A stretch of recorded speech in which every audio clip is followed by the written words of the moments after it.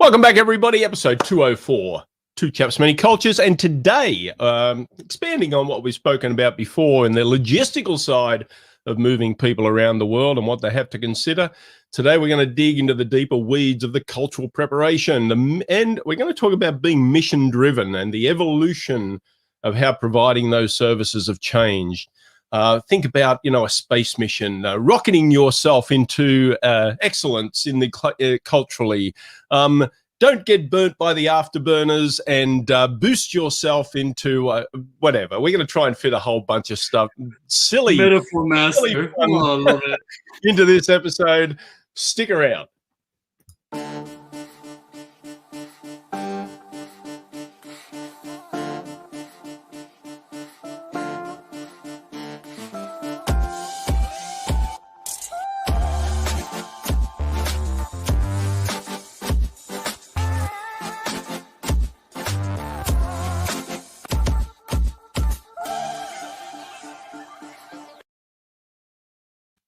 Yes, welcome back to the number one show on the business of culture and the culture of business, where culture is barely enough. Barely enough. How are you, mate? Don't get burned by the after. Okay, what are we talking about here? Have you been spending time in Elon Musk's space camp? What's going on? Yeah, Richard Branson. That just seems to be the nature of the day. If you've got a few spare bucks in your back pocket, you build yourself a rocket and off you go to space, which is kind of right. nice. And that's what you did this summer, right? Because this program has made you into a self-made billionaire. And okay, that's great. right. That's right. We're using because we finished the Two Chaps Towers. I mean, the executive suite's all done, especially the gold-plated toilets. We are done, all of that. But anyway, seriously, yes. I mean, I think that's a good metaphor, isn't it? I mean, space travel, the whole idea of building a mission with a whole bunch of people and all that kind of stuff. That's a pretty good thing. Bit of a metaphor. That sounds terrific. And by the way, it's also money well spent, I think, in considering everything else this planet is going through. This is exactly where you want to put your money. Well done. Absolutely. Well, in this case, I think it is a good investment. The cultural preparation and the evolution of such, and how things have changed in how we provide those services and how they're provided by companies that do provide those services. We got a special guest today, waiting in the wings. Special guest from the wings. Yeah. See, I did that again. Right here from local in Chicago, Mr. Jesse Rowell, Managing Director of Global Mobility at Aperian Global. How are you, sir? Hello, Two Chaps. I'm well. Thanks for inviting me on. Well, it's quite an official acceptance. Thank you very much for being here. It's lovely. It's very spiffy. Pleasure is all mine. All mine. You should know what you get yourself into. Thank you for the invitation. No problem. Great to have you on here. Thanks for stepping out of your rocket ship to join us for a little bit. Absolutely. Brett, you called this episode mission-driven, or you made that part of the headline: global mobility, moving people across the globe, driven by a mission. Let's put some meat on the bone. So for those of the folks out there watching, what do you mean by that, or what do the two of you mean by that? And maybe I should get out of the middle so you guys can cozy up with each other. Well, no spoiler alert. Jesse and I know each other quite well. We live not far from each other. We have been known to get together for an ale or two, and we talk about this extensively. And of course, Jesse, you're with Aperian Global. You lead the global mobility practice. And I guess as we work together and we've seen the evolution of global mobility over the years in terms of the delivery of culture, delivery of cultural understanding, and I've used that term cultural empowerment intentionally. As I've heard you describe to clients and such. So in kind of a few kind of elevator pitch words, how do you bring cultural empowerment as a mission-driven part of the work you do? Yeah, I like that intentionality, Brett, with that. So hi, everybody. Jesse Rowell, as Brett said, with Aperian Global, and have been with that firm, which is a very mission-driven intercultural consulting firm, going on 14 years now.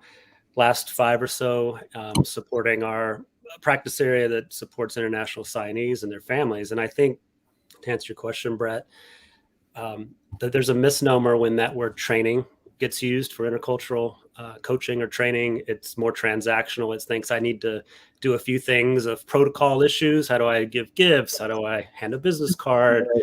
And that sort of diminishes not only the work that we do as interculturalists, but the impact of what culture means to those assignees on assignment. So I like empowerment, because if you can understand how you work in your host country, and obviously you're probably chosen because you're very successful in your host country to go on assignment to represent your company somewhere abroad, you could be your normal best self, but your normal best self could backfire in some cultures where you have different style differences. And training as a misnomer, you don't want to check the box. You want to really embrace the different styles that we all have, and it becomes very genuine and authentic.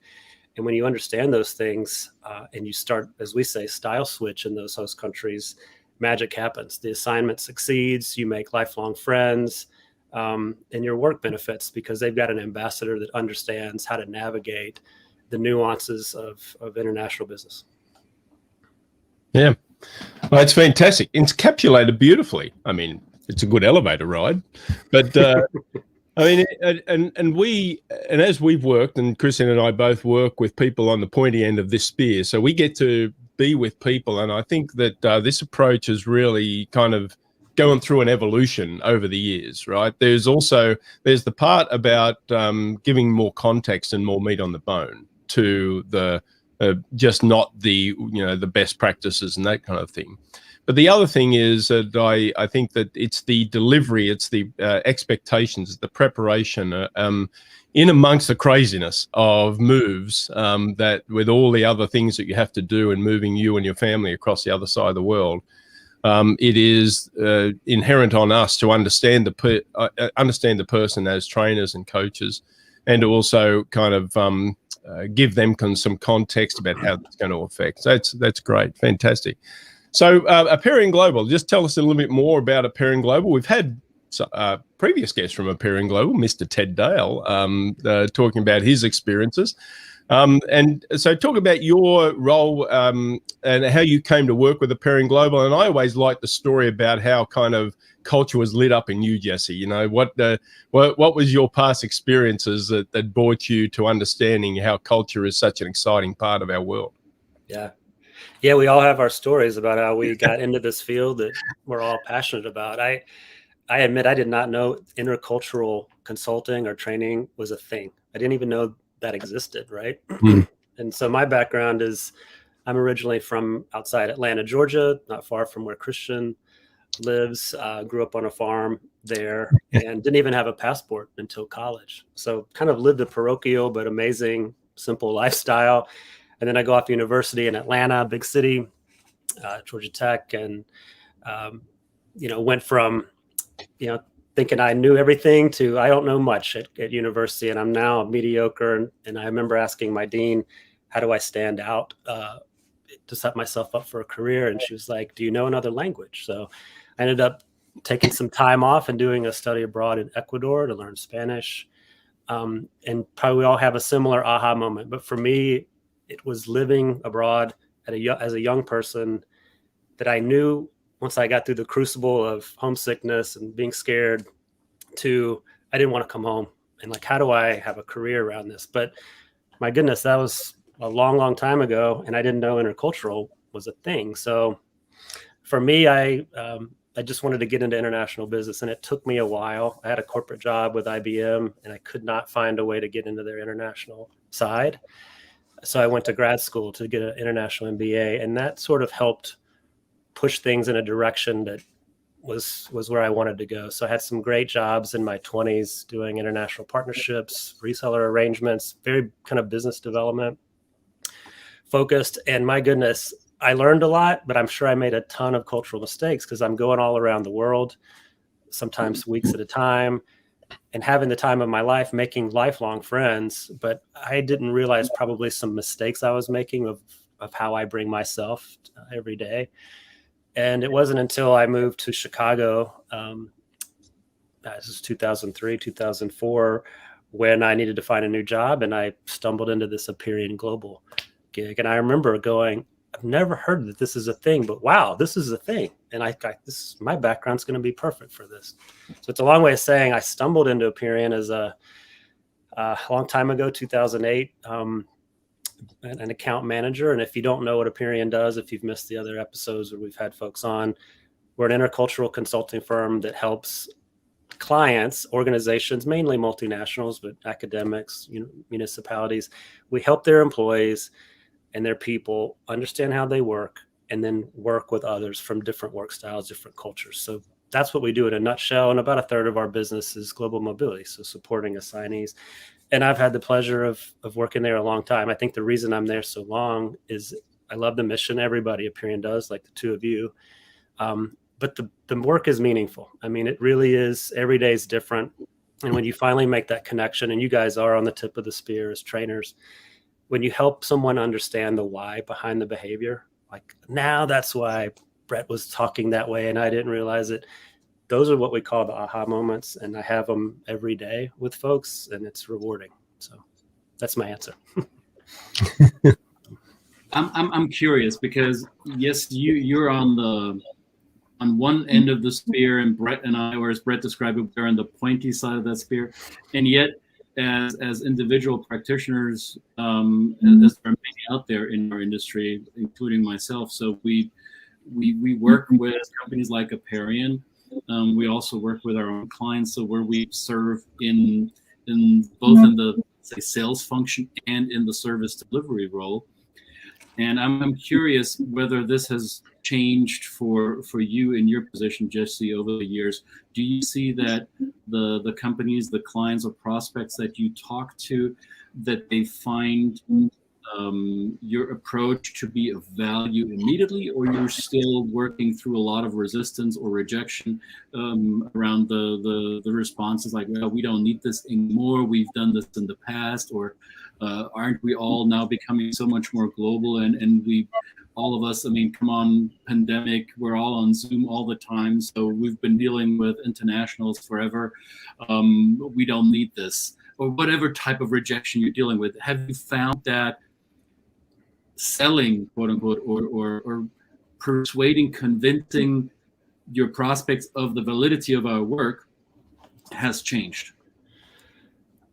I'll answer it in two ways, Christian. I think in some ways it's changed. In some ways it's still not. I think we could all agree that the intercultural work that we do could be termed a soft skill. It's not like, an engineering degree where you buy this software that helps you plan some ROI on a build out. It's a soft skill. So what's the ROI for getting its cultural empowerment, as Brett is saying? And the truth is, it does have real financial implications, but it's hard to sell that on the front end to an HR buyer that says, so why should I take either group training or expat training from you? How's that going to move the needle? It's a cost. You're a cost center to me. And I think if we, in our best selves, we could say, yeah, that is true, but there's data that shows if you give your employees this opportunity to understand, they're going to mitigate mistakes that do have large financial implications. The truth is, we often get pulled into the work we do when things go wrong, right? A failed joint venture, a failed opening of a new plant, a project team that had a lot of different international folks on it that didn't meet its goals. So a lot of time and effort was wasted. And that's when, we know that there was some cultural communication breakdown happening, and we could have avoided that. Let's bring in folks like Christian and his company, or Aperian. That is the truth. I think on the flip side, the more that it percolates throughout an organization that the work that we do does elevate business, does help you accomplish those goals faster, word spreads within organizations. And then you have companies that are more proactive saying, this is just a best practice. We need to have these programs, whether they're open enrollment, cultural agility programs for everybody, or expat training for those going on an assignment. So I hope that answers your question. It's a little bit of both, Christian. Yeah, and Brett knows what I'm going to jump on in your answer here is I get that I get the response often that people want to put our work in the basket of what they call soft skills, and I'm okay with that. different things on this program about terminology, but I let them live in that sphere for a while until I tell them, well, how soft is it really if you don't have it and it negatively affects your bottom line? Would you then agree that it's in fact hard to acquire that skill without the help of professionals, and hard in terms of monetary, fiscally hard if you're having a failed M&A or a failed project because of your lack of this, what you thought was a soft skill, right? So I typically take that energy of softness and I flip it to them and say, so you still want to hold on to that belief that it's soft? So show me your balance sheet of this failed merger that you're working through right now. That's why we're sitting here having this conversation, right? So how much is it costing you not building? And when you said mission and mission driven, I'm curious whether it can be a powerful in that conversation to appeal to a company's mission, because wouldn't it be a fair assumption to presume that a company who wants to expand globally, either by organic growth and going into foreign markets or by acquiring partners abroad, that they're doing this with their corporate mission in mind, that they have a well-formed outcome to doing that, and not only the monetary or the projected monetary gain, right? So reminding them of their mission, is that something that could work in this scenario? It could. I think it increasingly can for assignees, because everyone's talking about inclusion and diversity these days. It's globally important. But as an assignee, you're not just the ambassador for yourself and your family and trying to advance your career. You're the ambassador for your company. You're the face, if you will, of your company, and bringing not only your best self and trying to understand how culture is impacting, but what your company is doing. And often the mission of a company is tied up in their I&D efforts. But I will also say it's not as easy as that. I mean, we work, as you know, with companies in all industries, and so missions vary. A manufacturing mission statement might be different from a pharmaceutical or whatnot. But I also agree with you on pushing back, Christian, on the soft skill. I'm just very transparent with clients, and in my role, I'm not a trainer, but I talk to clients about the work that we do and why it's important. And it's pretty easy to start giving metrics that the data backs us up on. So we know in the world of global mobility, at least pre-COVID, when there were assignments happening in volume, the data for 30 years has said the number one reason why they fail is due to family issues or intercultural issues related to that, which could have been mitigated. And if someone comes home, the company's just lost $1 million plus easily, right? That's data. Same way on repatriation, like, oh, you don't do that? Well, why not? Well, it's a cost. But then they see the data of 2/3 of people that go on assignment, and you've just spent all that money training them on what they're supposed to do in that host country, onboarding. They've got all this knowledge in their head that you then want them to transfer out to other employees to maybe be a part of your management succession line. And then 2/3 of them leave within 2 years of coming home. Why? Because expectations weren't met. Like, sure, soft skill, repatriation training, but you're talking about hundreds of thousands of dollars walking out your door because you could have helped them.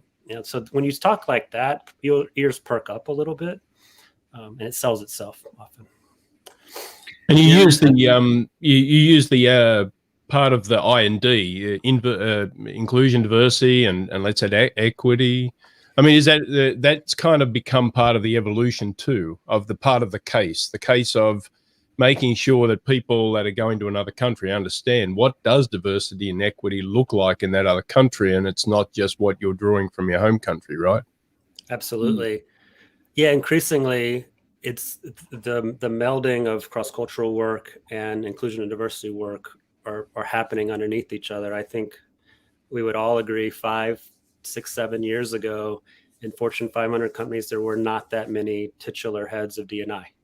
Those roles didn't even exist. And now you'd be hard pressed to find any company that doesn't have that title now, which is a good thing. Companies are taking this seriously, and they're absorbing the elements of historical cross-cultural training underneath that. But to answer your question, Brett, the reason it's impactful is we have to understand, like, if I'm moving from Chicago and I'm going to Singapore, for example, I'm going to get cultural training on how my work style operates, but I may take some misconceptions of what race and ethnicity mean in America with me to Singapore. And I can guarantee you, intra-Asia, race and ethnicity mean very different things, right? So as you know, Brett, we incorporate a lot of that from our inclusion practice at Aperian. We infuse that in the global mobility, and it's strengthening the work that we do, because now people have even extra tools in their toolkit.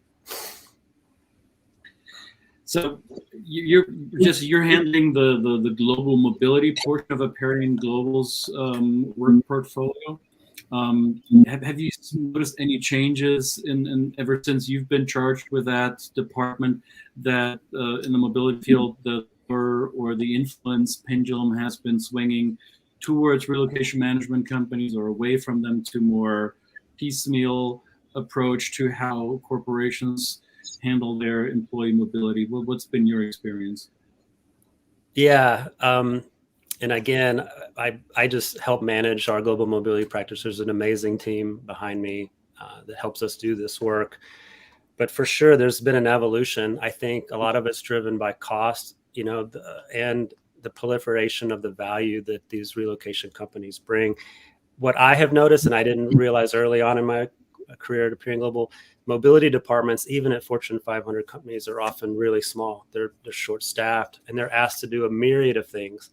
And it is impossible for a team of 3 or 5 to do the tax, the legal, the work transfer, immigration stuff, the housing. You cannot do it, much less think about cultural training or language training for your employees. So I have seen a trend of the relocation companies, RMCs, get stronger, particularly in Europe. I think Europe has always preferred a more direct client, intercultural vendor approach. But the value of these RMCs is inherent, because they become your mobility department.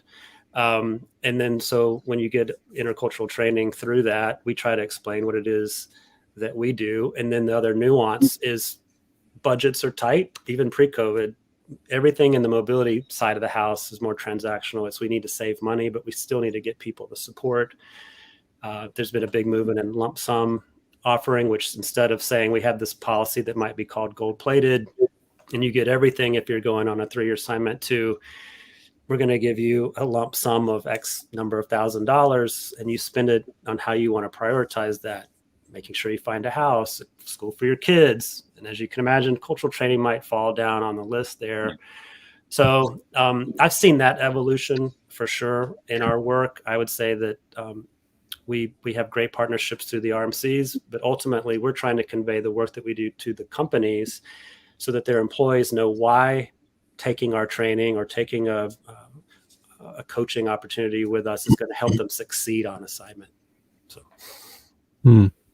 there's certainly my perception, and even recently, and this would be music to both of your ears, I guess, is to have every now and again that little nugget of delight when a senior person in an HR role says, well, actually, I think culture is inherently tied to talent development or talent skills of the person themselves. So that was something I heard the other day, and I thought, wow, that is really the way to approach it. Even for people who are not going on international assignments, right? Internally in an organization now, as they go global, we're looking at people that are kind of given the opportunity to work with people all around the world, and even domestically in a multicultural society. So it's a great skill to have. And and I use we're at the tip of the spear. I mean, as you, Jesse, you said you're always very humble, and you mentioned your team, and it's a great team.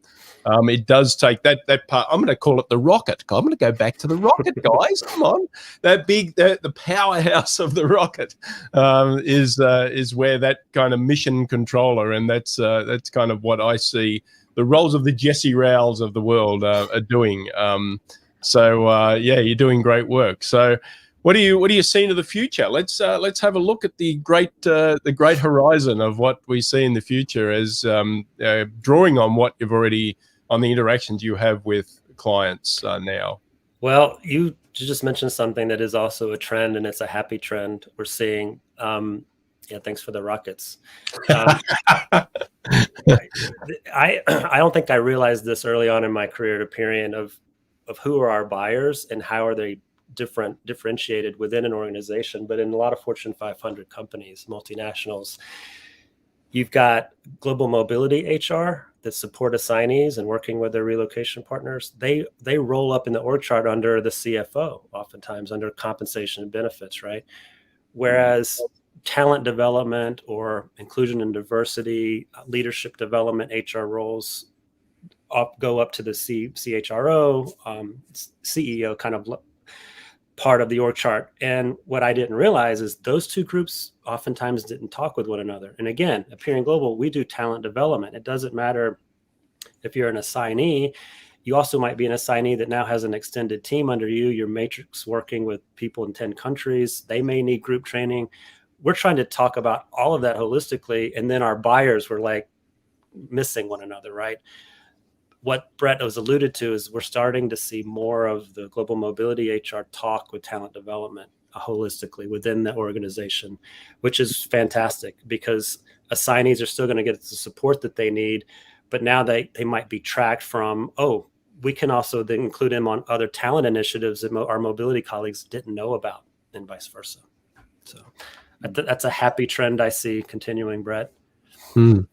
Well, does that mean, I mean, that this is a little bit of a leading question then, but does that mean in our field we need to climb the corporate ladder a little more and bark up the tree's crown and not, or to perpetuate Brett's metaphor, do we need to climb into the top cabin of that rocket ship and talk to the captain rather than to the verticals underneath it, to the CHRO or leadership, learning and development and talent development silo versus the mobility financial side silo? Do we need to have different conversations with more top level executives in order to drive our mission into their operations? Yeah, I think it's a combination that if we're take off our practitioner hat and we're trying to sell the services that we do, sell upward as far as we can go. I think in the world of inclusion and diversity, they have the microphone at this time. They have a spotlight. And so it's a little bit easier to get entree to those buyers. The world of global mobility is a little bit tougher. Their budgets, again, roll up in a different P&L. And, cost is still very, very much a thing. Having said that, when you start talking about, and this is where when you are as a practitioner, you are in the room, you might be training someone who is a country manager head, right? Or the head of that new joint venture, or the head of integrating an acquisition because they just bought a $20 billion company in Germany, right? Or whatever. So those people have tremendous authority in the business. They're not HR people. So you can come at it from your angle if you help them have those aha moments and they start to put into practice what we as interculturalists teach them on, and they see immediate results. Well, guess what? Those people who are driving huge amounts of money and have huge amounts of employees reporting them start looking upward to their leadership and saying, this was incredibly helpful for me. We need to be doing more of this. And that's happening. Brett has seen that happen with folks he's trained. And so you guys and people in my role, we work in tandem to say, look, this is important, but we might come at it in different ways and different value propositions. It's always been my approach, and I know many of the people we speak to is a team approach from us in the field as the trainers and also the organizations that we draw on the wonderful. I mean, we benefit from all that great material and resources that are built by the wonderful teams that support either global mobility or I&D or a combination of both. So it's, the organizations like Aperian Global are integral to that. And obviously Aperian Global are more focused, they've got that really kind of mission driven, that really focused approach to supplying these materials and resources. So it's to to a great degree. Our success, or the success of both of us, kind of is a team effort, wouldn't you say? Absolutely. I mean, I talk to many people in our field. Sometimes they're competitors, but at the same time, they might be partners. I think, and I prefer to just operate very transparently and acknowledge that, because we are on the same team, if that team is called intercultural training and consulting. But knowing that there's a big piece of pie of what we do, and we can all, share in that and get our sliver to support our own business and try to grow that. So I think Aperian Global has done a good job of being thought leaders in our field and putting out proprietary online tools and thought leadership around our practice areas that we support, but also going, we don't know everything and we want to partner with others to make this work. Because at the end of the day, again, we need the corporate buyer, the HR buyer, wanting our services. For all singing that same tune about the value we bring, we all benefit from it. Or dare I say, the sky is no longer the limit and space is limitless. Growth mindset. There you go. I wrapped that up. You're a metaphor maniac. Okay, here are the rockets. There we go. Cue the rockets. Cue the rockets. We should get that rocket thing going. In your conversations over the years with your customers, when you said they often come to us, and I think the story is similar to an organization like Aperian or to smaller boutique shops like ours. When they come to you, it's often because something's already gone wrong. What are their? I mean, we can talk about cautionary tales and failed stuff till the cows come home. What are the success stories you would like to report on when you go to a new client or an existing client and say, hey, this is what just happened with client XYZ, and this is how our work had a positive, sustainable impact. Isn't that something that you would want as well? What are some of those stories you can tell? Yeah, well, in some ways, those instances where there was something that went wrong and it cost a company a lot of money, those clients continue to be clients, and now they're more proactive, but they actually become great client references for us. I think, I don't know the exact percentage, but I would hazard to guess 70 to 80% of the new work that we get from Aperian Global comes from client referrals, people going to another organization, remembering us. But what we're also very transparent as on the sales side, explaining the work that we do. We often say to clients, it would be crazy for you not to maybe doubt working with us or biting off a big statement of work, because you need to see the results for yourself. So while we try to build a business case and maybe run a pilot, why don't you talk to some of our clients that have worked with us?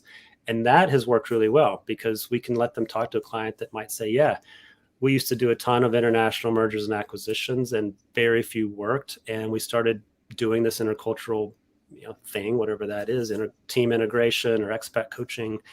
And it made a huge difference on subsequent acquisitions.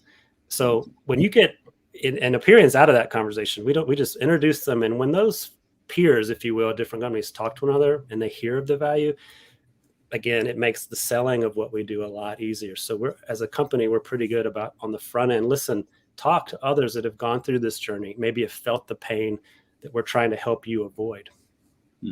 I think part of that is the listening part too. I mean, many of the practices that we do are produced, and the ideas come from the clients. Absolutely. They know their people, they know their locations, they know their issues. And, it behooves us to listen intently and make sure that we're using, not just kind of giving them a cookie cutter, right? It's not one size fits all. Every individual, every company is different. And we need to listen to them. And they actually often come up with some of the best ideas for us to respond to, and then be able to fit whatever we can supply and package that in an effective way. And I know that's kind of one of the parts of Aperian I like, is that listening part is inherent. And that comes out of those great conversations for sure. Yeah. Mm-hmm. I think one of all the work that we do, the consulting work to me, which is less transactional and more talking with companies about how do you avoid these mistakes. For me, mergers and acquisitions has always been Very, very interesting. I think, Christian, you mentioned earlier, yeah, you can have organic growth, but it is harder and harder to be kind of self-funded and grow globally. It's a lot easier to just buy a company. So global M&A is always going to be there. And again, I talked a minute ago that the HR buyers are siloed within an organization, but the same thing happens when companies think about buying another firm or merging. You've got the CFO working with outside consultants running the numbers on, we're going to get this much more access to the market, these many more employees. We could probably project our stock price to be this. The deal looks good. They sign the deal and they hand the integration over to HR, who'd had nothing to do with putting the deal together. And I've had HR people, heads of HR, say to me, we get handed the crap sandwich, if you will. Not that they don't love the idea of growing, but it's more they have to do the hard work of not only integrating another company that has its own corporate culture, its own system and processes. But, oh, by the way, we're an American firm and we just bought a German firm, and that German firm had operations in 11 countries and we had operations in 2. I mean, think of that work, right? It is highly complicated and it is very, very difficult. And of course, mistakes are going to be made, because the biggest asset you have in any company is its people. And when global M&A fails, it's failing because of the human integration of those people. So your asset value is failing, which negates the whole purpose of the buyout in the beginning, right? So to me, I love those conversations because it is, Christian, to your point, it's a more strategic conversation and there's real data around it. You can look at annually, there's statistics about failed global mergers and acquisitions, but it's all about the work that we do. It's helping, how do you integrate someone from India that's now relocated and leading a merger with a pharmaceutical company that's half Japanese and US American? It's complicated work. Yeah.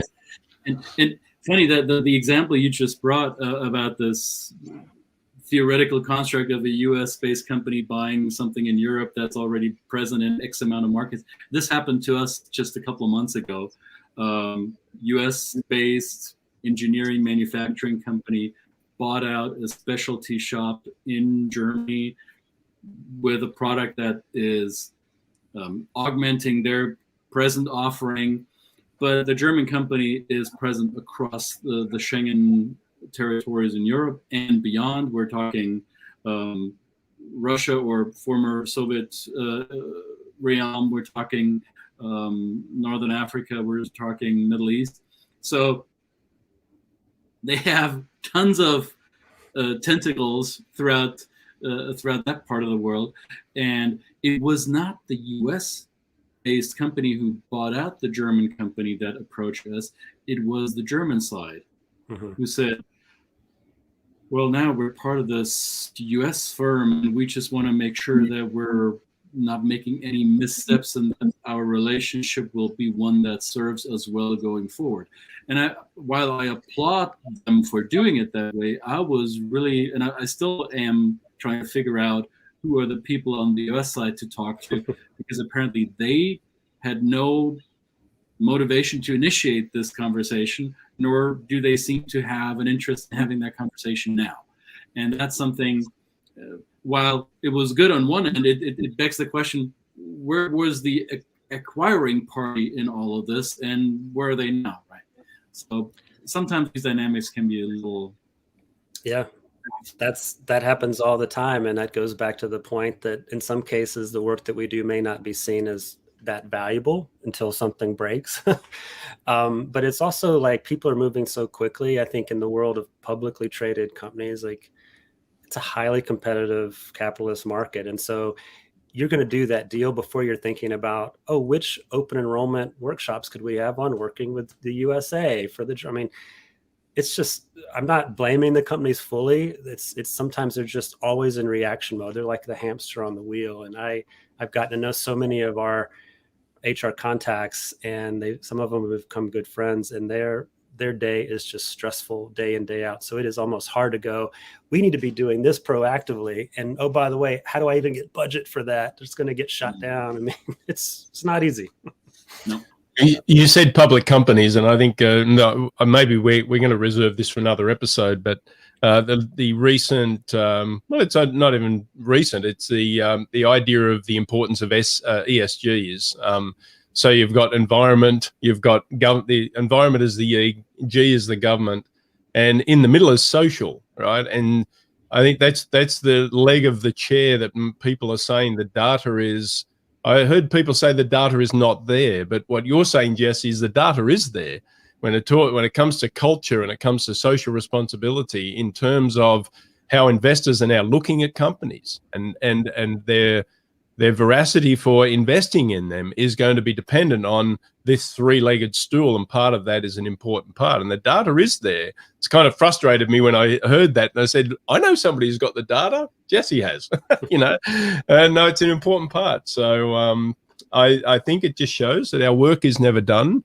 And it's going to be exciting into the future as the world becomes more globally connected, wouldn't you say, Jesse? Absolutely. Yeah. And this is the part that's also exciting. I think it's just being talked about more than it never did. I think historically, you know, even before social media, employees didn't have much of a say in what maybe the strategic direction was on some of these. But now, especially the younger workers, mission is very important. Social responsibility is very important. And if you want to keep those folks, and we all know right now, it is an employee market. If you want to hop, you can probably hop and get another job. So companies are stressed more than ever to retain their talent, but it's also, they're seeing the actual benefit. The data is starting to speak. So you've got the talent retention and employees speaking up, saying, this is important to me. And then you've got the leadership going, yeah, not only is it important, but it's helping our bottom line. And you've got this fusion of doing the right thing globally. So that's another positive trend I think we're seeing. Fantastic. Well, great. Thank you very much again for joining us. It's been we've been promising to do this for a long time. It took us 204 episodes to get you on. I can't help. I mean, doesn't it look like he sits there in a rocket ship? It's I'm actually I'm in the pointiest part of my house. It's like the capsule of my attic office, ready to go to blast off. It's that's what's happening. Thanks for the invite, chaps. It is always a pleasure. No problem at all. Thanks for taking time, Jesse. And Brett, thanks for setting this up. I think it's always refreshing and reassuring for not only us in the industry, but those of you who are watching this because you have an interest in what we're talking about, to hear it from the horse's mouth, to hear it from the provider side, because what's happening in Jesse's world is often to varying degrees happening in the individual practitioner world, or in those of us who run our little boutique businesses. This is relevant across the board. So thanks, Jesse, for taking time. Absolutely. All right. We'll talk again soon, guys. Two Chaps, Many Cultures, episode 204 in the can. See you next episode, folks, and type your questions and comments in the chat. Tell us where you're from, as always. We forgot to mention that. We launched right into the episode and didn't think about this. But anyway, thanks, everybody. Thanks, Jesse, and we will see you next time. Bye, all. Ciao.